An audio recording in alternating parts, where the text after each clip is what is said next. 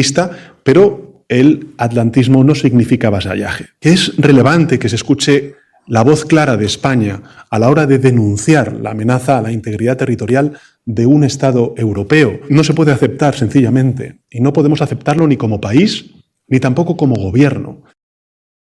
Claro, le voy a preguntar, Manuela, que qué cree usted que debería hacer Europa, pero sobre todo, ¿qué cree que le falta a Europa para poder responder?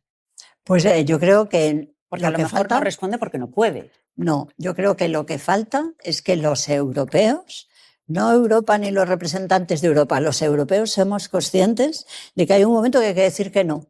Y hay que recordar lo que pasó con el fascismo. Hay que recordar en aquel momento, en aquellos años dramáticos, cuando empezaba a haber todas esas actuaciones que indicaban por dónde iba el fascismo, lo que estaba pasando en Alemania, cuánta gente no le dio importancia, cuánta gente no dijo no. Yo creo que hay un momento que hay que decir que no.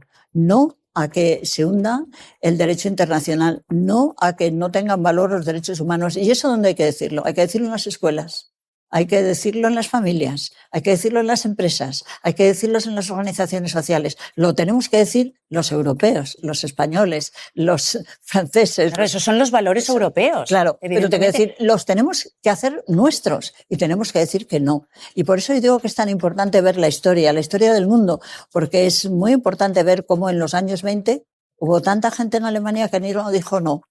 Dijo, bueno, a lo mejor no dijo no.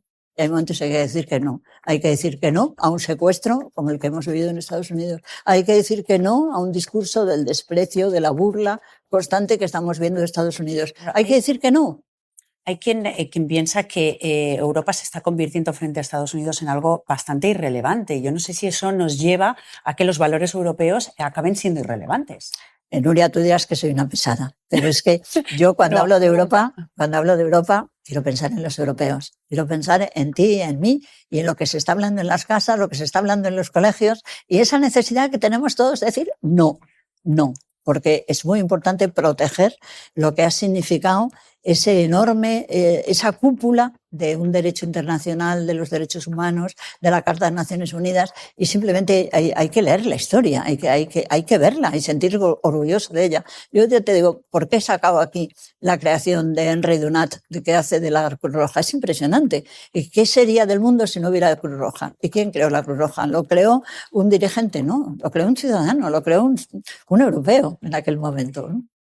Voy a volver un momentito a Venezuela porque me interesa mucho saber, Manuela, ¿qué cree que va a suceder? Ahora mismo está Delcy Rodríguez al mando, la mano derecha de Maduro, y hay mucha incertidumbre de todo lo que está sucediendo. Si en la 6ª temporada de La Roca nos volvemos a sentar en el vis a vis, ¿qué cree que puede haber pasado? Bueno, yo no tengo capacidad para hacer diagnósticos. Creo que lo que sí me permite mi historia personal y el tener tan claro lo que importa el derecho como convivencia, lo que importa el derecho internacional, los derechos humanos, eso sí, que importa mucho. Y eso sí tengo seguridad de que hay que mantenerlo. Pero saber lo que va a pasar no lo sé. Pero sí creo que basándome en la historia, siempre al final el progreso ha vencido la oscuridad.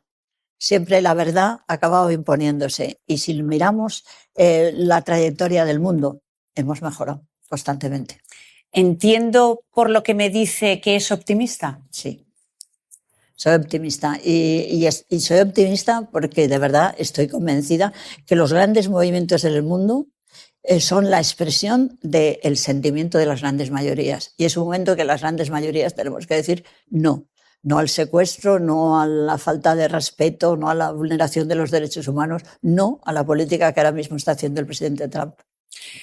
Me encanta este vis a vis porque es como una isla dentro de toda esta vorágine de actualidad y de noticias que nos van sorprendiendo, porque luego nos sentamos en la mesa política y hablamos pues de conflicto internacional a gran escala, hablamos de muchas cosas que no nos gustan, pero me voy a quedar con esta esperanza que nos transmite. Y sobre todo, de verdad, hay que quedarse con que en nuestra mano está, es decir, la suma de todos es imparable. Qué bien. Pues Manuela, muchísimas gracias. A ti. dedicarnos a estudiar bien por qué se produce la corrupción sigue siendo algo muy importante, porque se rompe esa confianza con el representante político, ¿no? Con quien realmente es la persona que ha tomado la decisión de llevar a cabo el liderazgo, ¿no? Y precisamente que se rompa eso en momentos en los que estamos viviendo algo tan absolutamente triste y lamentable como que de nuevo todo el mundo del derecho internacional, todo el mundo del bien hacer, de los derechos humanos se está derrumbando, ¿no? Pues hace mucha falta la confianza en la política, ¿no? Claro, lo que pasa es que evidentemente no hay que bajar la guardia en la corrupción y hay que poner soluciones sobre la mesa, pero luego lo que ha sucedido en esta semana, porque el sábado, ayer, se cumplía una semana desde la entrada de Estados Unidos en Venezuela, desde la captura del presidente, de Maduro, bombardeos, detenciones, ahora liberación de presos políticos. ¿Cómo lo ha vivido? ¿Qué sensaciones ha tenido? ¿Y qué cree que está sucediendo en el mundo?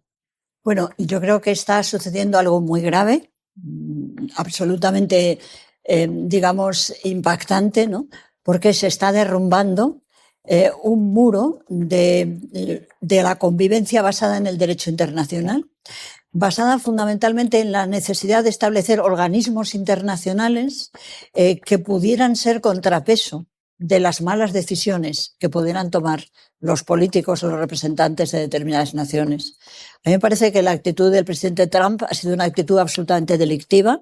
Creo que se trata de un secuestro terrorista, se trata de un bombardeo de un país es absolutamente ilegítimo. Es impresionante que nadie habla de todos los muertos que ha causado el bombardeo que hizo el gobierno americano. Se habla de cifras de más de 100 muertos. Claro, pero casi se pasa de pasada, te quiero decir. Sí. Bueno, no hemos visto ni hemos visto a las familias de aquellas personas que han muerto, ¿no? No ha habido ni una.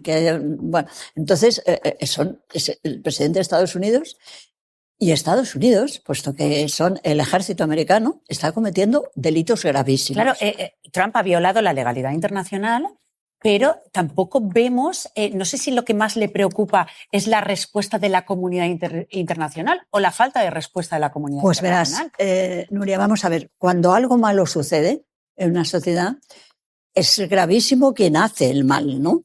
Es gravísimo quien comete un delito, quien no respeta el derecho, eso es gravísimo. Pero cuando realmente la situación es absolutamente preocupante, es cuando los que tienen que evitar que eso se produzca no lo evitan, es decir, los contrapesos, ¿no?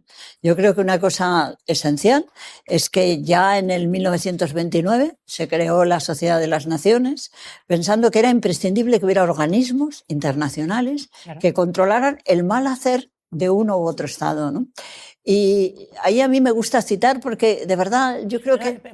La pregunta es, ¿para qué sirve la ONU? Claro. ¿Para qué sirve la Unión de Naciones? Bueno, yo creo que es muy interesante seguir qué significó la Sociedad de las Naciones, que se crea en el 1919, y cómo no supo parar la Guerra Mundial, y cómo después de la Segunda Guerra Mundial se crea, naturalmente, Naciones Unidas, ¿no? Yo creo que Naciones Unidas ha hecho muchas cosas importantes y hemos tenido una época muy grande en la que se han evitado otra guerra mundial, en la que se han evitado muchas guerras, en la que se han conseguido muchas cosas. Pero yo creo que en este momento estamos viendo lo preocupante que es no solamente el mal hacer del gobierno americano y de su presidente, sino que el papel de control, el papel de garantía de la paz, el papel de garantía de los derechos humanos de la Carta de las Naciones Unidas no se ha hecho. Está como desaparecida Naciones Unidas, ¿no? Entonces, claro, su silencio le debilita. O sea, bueno, ¿no? Es que yo no hago más que buscar qué es lo que sucede, qué dice el secretario general. Y fíjate que me lo he traído aquí apuntado en esta nota porque yo quiero citar a una persona y me gustaría muchísimo que la cadena entendiera que estaría muy bien una película que tiene que ver con la vida de quien fue secretario general de Naciones Unidas en 1953, que se llamaba Dag Hammarskjöld, que es lo que yo creo que debe ser un secretario general, la persona que puso en riesgo su vida para conseguir la paz en el mundo. Y es una situación la que pasa en el 1953 y la que tuvo que lidiar Naciones Unidas, y lo hizo muy bien, que se parece a esto, ¿no? Porque fue Bélgica quien estaba decidida a quedarse con el poderío de las minas de la zona, digamos, este de lo que hoy es la República Popular del Congo, ¿no? Y en ese contexto, ese hombre, Dag Hammarskjöld, es capaz de dar un puñetazo en la mesa, mandar a los cascos azules y evitar que eso se produjera, ¿no? Entonces, es una película muy bonita, está ahora mismo, se puede ver. Y que tomen nota todos los que nos están sí, viendo para... Sí, es Dag Hammarskjöld. Es en aquel momento cuando realmente es el colonialismo que estamos viviendo ahora. Lo mismo que el gobierno americano lo que quiere es el petróleo de Venezuela. En aquel momento son... se puede hacer un paralelismo con lo que estamos viviendo. Sin duda. Pero en este caso no estamos viendo respuestas. Respecto a las últimas noticias que vamos conociendo, la liberación de algunos de los presos políticos, ¿cree que realmente obedece a un cambio que se va a suceder en Venezuela o simplemente se están haciendo caso a las órdenes de Estados Unidos? Es difícil saber qué pasa teniendo que aguantar unos discursos, los del presidente de Estados Unidos, tan absolutamente inaceptables, ¿no? ¿Qué quiere decir? Que el presidente, entre otras cosas, se jacte de ser el rey, que se jacte de que él es el que domina en Venezuela, de que él es el que da las órdenes de lo que sucede en Venezuela, y que llegue hasta ofender tanto a los venezolanos, que yo lo he vivido, yo he sentido, ¿cómo es posible que diga todo esto de que feos son los venezolanos, ¿no? Es decir, es una actitud de desprecio, de falta de humanidad, de falta de empatía, ¿no? Entonces, claro, ves eso y luego, por otra parte, ves al gobierno, no es confianza, es poner el valor de lo más negativo, de lo más, despreciable del ser humano, convertirlo en un ejemplo, ¿no? Yo a veces echo de menos el que se habla mucho del cambio geopolítico y hablamos mucho, pues, de las incidencias que puede tener en la política general unas actitudes tan miserables, tan poco empáticas, tan poco respetuosas con los demás, como vemos que está teniendo el presidente norteamericano, y no nos damos cuenta del daño que nos puede hacer a toda la ciudadanía, a cada uno de nosotros, porque nos pone en cuestión, es decir, sustituye los valores esenciales de lo que significa el derecho como convivencia, el respeto al otro, la debida consideración a los demás, ¿no? Hay una cosa que hablábamos antes de entrar en el plató que tiene que ver con las nuevas generaciones. Las nuevas generaciones se están acostumbrando a este tipo de mensajes y los están normalizando. Entonces, a nosotros que somos más mayores, pues tenemos más bagaje y más experiencia para discernir, pero las nuevas generaciones es muy peligroso a mí me parece, que vayan nutriéndose de este tipo de mensajes. Te digo una cosa, desde los medios de comunicación yo creo que tenéis que hacer un gran esfuerzo por hablar de la historia, porque la gente joven tiene que saber cuál ha sido la historia de este país y la historia del mundo, ¿no? Y la cantidad de actuaciones absolutamente positivas que han tenido como protagonistas a personas singulares. Por ejemplo, una cosa importantísima, y estamos hablando de derecho internacional, el principio del derecho internacional, de las leyes para controlar, los excesos, las barbaridades de la guerra, está muy relacionada con la Cruz Roja. Y yo creo que muchas veces la gente no sabe quién creó la Cruz Roja. La Cruz Roja la creó una persona concreta, un comerciante, que vio que era una monstruosidad la cantidad de personas que morían desangradas en los campos. Y él solo fue capaz de impulsar ese movimiento que ahora a todos nos parece que es lo normal, lo habitual, gracias a que hay la Cruz Roja, ¿no? Yo quiero decir esto porque creo de verdad que somos los ciudadanos los que tenemos que asumir que en esa situación nosotros podemos hacer mucho. Lo hicieron personas que vivieron antes que nosotros. Precisamente Concepción Arenal, que es una mujer que yo adoro y que el otro día hablábamos de los juguetes que hacíamos en Zapatelas, ¿no? Pues tenemos a la muñeca Concepción Arenal para recordar a esta mujer, que es de las mujeres que más hicieron para ahora declarar. Mismo, ¿quién cree que puede hacer algo así? Porque es verdad que todos estos movimientos que estamos viendo en esta última semana de Donald Trump, y ya los vamos intuyendo desde hace mucho tiempo, tampoco vemos respuesta ni por parte de Europa ni por parte de ningún mandatario.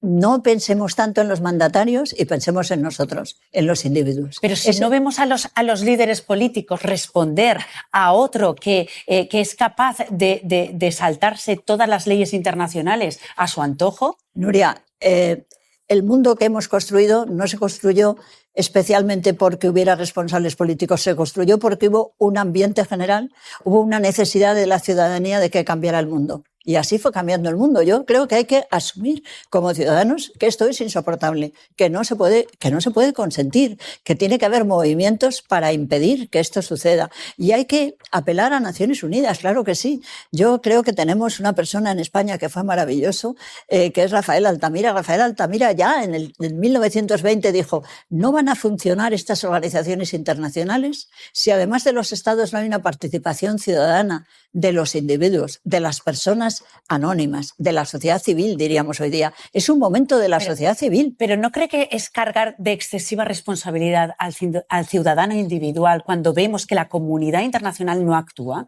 Bueno, es que ahí me revelo un poco. Pues fíjate, te digo una cosa. Piensa que si no hubieran sido los ciudadanos los que en un momento determinado dijeron basta, no hubiera evolucionado la sociedad. Ha sido una mezcla siempre de muchas voluntades que cuando hubo personas que no eran capaces de reconocer el derecho de los ciudadanos, estos los exigimos. Si no hubiera habido una exigencia por los derechos, no hubiera habido esos derechos. Los derechos no se concedieron por personas que fueran especialmente lúcidas o bondadosas, que estuvieran en el poder. No, fue un movimiento ciudadano. Si la sociedad empieza a reaccionar también, ha pasado solamente una semana de todos estos movimientos. Sí que es cierto que los principales líderes europeos han empezado a reaccionar o por lo menos a posicionarse. Voy a conectar con nuestro compañero, con Fran Pastor, desde la redacción. Fran, cuéntanos qué es lo que han dicho los líderes europeos. Pues Nuria, como comentabais, a falta de una respuesta contundente de la Comisión Europea, lo que sí hay es una carta que han firmado varios estados europeos y en ella recuerdan que el destino de Groenlandia pertenece a su pueblo y que las decisiones relativas a Groenlandia y Dinamarca, por tanto, las deberían marcar estos dos territorios. Como Trump se quejaba además de que Groenlandia, ese entorno, le resultaba inseguro para Norteamérica, ellos recuerdan que la seguridad en el Ártico debe hacerse con arreglo a las fronteras, a la soberanía y a la integridad de los pueblos. Como decíamos, esta carta no la firma ninguna institución